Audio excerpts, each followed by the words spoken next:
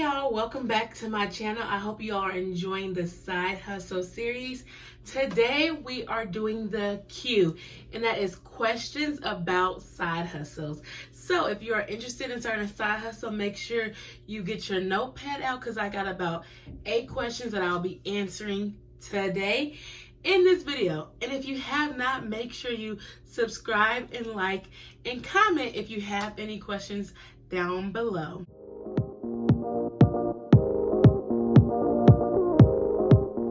So my first question is, how much does it take to start one?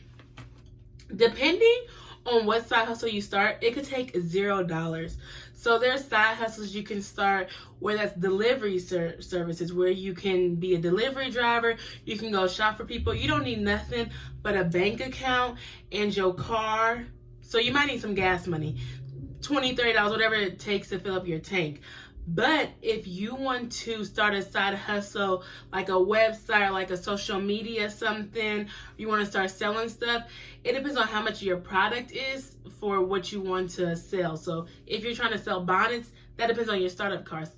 If you want to create a website, that could be $100, $200. If you want to buy the product, you want to try the product out. So it just all depends. But if you just want to start like writing for somebody, like you just do writing on the side, all you gotta do is just show your writing prompts, and you just gotta talk to people on social media, and then it won't cost you nothing. So it just depends on how you want to start, what you want to start, and what type of product you have. The main question is, what's the most lucrative side hustles? I think the most lucrative side hustles are really the side hustles that you don't really need to spend no money to start up with, honestly. But then again, you still need money to do something. So lucratives, I feel like, are delivery services. Like, those are the most lucrative side hustles. You're going to go pick up something from somebody, go take it there, drop it off. Like, that could be like an Amazon driver. People really don't like to do things. They like paying for services. So you could do cleaning, you could do cooking, you could have a meal prep service. That could be very, very lucrative. Or a side hustle like babysitting. People need to have their kids be watched. You could do a house sitting, so you can watch other people's like animals when they go out of town and stuff like that. That could be very lucrative. Whereas also doing resumes, that could be very lucrative, and that could take more time, but it's not taking more time like away from your money. You're making money. So just depends on what you are willing to do and put time and effort into it, because anything can be lucrative, honestly. YouTube, that could be a lucrative side hustle. You come, you make videos, you get paid for them. That's passive income. I think sometimes whatever is the most lucrative could be a passive income. If you create an ebook, that's a side hustle. You write books, that's a side hustle. That could be very lucrative too, because you get your passive income from your book. You can go, you can do speaking engagements, you can go, you can do workshops, you can build up on your side hustle that can eventually go to your full-time if that's what you are looking to do. So I would say those could be the most lucrative side hustles if that's something that you are looking into doing. Anything could be lucrative, honestly. It's just how you plan it and you prepare and you profit from it. Side hustles that don't need social media, like I was saying earlier, those would be the delivery drivers. Those would be DoorDash and Grubhub, Uber. That would be shopping. So whether if you do Instacart or you do Shipt, things like that. And if you babysit, that really doesn't need any social media. That's friends, that's family. And if you do side hustles with companies like Amazon, if you want to drive for like FedEx and stuff like that, that doesn't need social media as well. So things like that that don't need social media. Cleaning services, you necessarily don't need social media. I don't know if people want to watch people cleaning on there, but you could just figure out how to promote a different way. That's another question, so I can't give you the answer right now. But yeah, so things that really don't need social media, you can be a writer. I don't necessarily consider your website as social media. When I'm thinking of social media, I'm thinking of like literally Instagram, Facebook, TikTok, whatever. As we've seen, those can go down as well. Those really don't need social media. If you're using a website that, like, you're using eBay, you're using Mercari and stuff like that, I don't really think of that as social media. So one thing that is a really good side hustle is reselling. People are reselling all the time. You don't necessarily need social media for that, but you do need a website, or you need a site that lets you resell. So I would say that is like reselling. If you go thrifting is a great side hustle, and you really don't need social media for that. So I would say look into that. Reselling, like anything, honestly, you really don't need social media for it. So look into that, because that's where the money is at. Okay. And then how to use social media to promote your side hustles. Of course, you can go and download all of the social medias, or you can be strategic and just use one social media. You can use Instagram, Twitter, Facebook to promote your business, LinkedIn. You can use TikTok. So when it comes to promoting your side hustles on social media, just really research it and look at the strategies. One that is really slept on is Pinterest. But if you have a blog, like, you don't necessarily need social media, because your blog will come from you pinning, from you writing your words and things like that. I talked about that in another video where it was like when Instagram went down. I talked about keywords and how that can help you find stuff. So, but when using social media, you want to use keywords. You want to be able to use your hashtags on Instagram. On Facebook, you want to find your community. You want to find whatever you're selling. You want to find maybe thrifters or something like that. You want to be strategic in how you build that community. On Twitter, you really can share wherever you want to. And on TikTok, just make stuff engaging, quick and fast. Engaging stuff quick and fast. So that would be how you would use social media.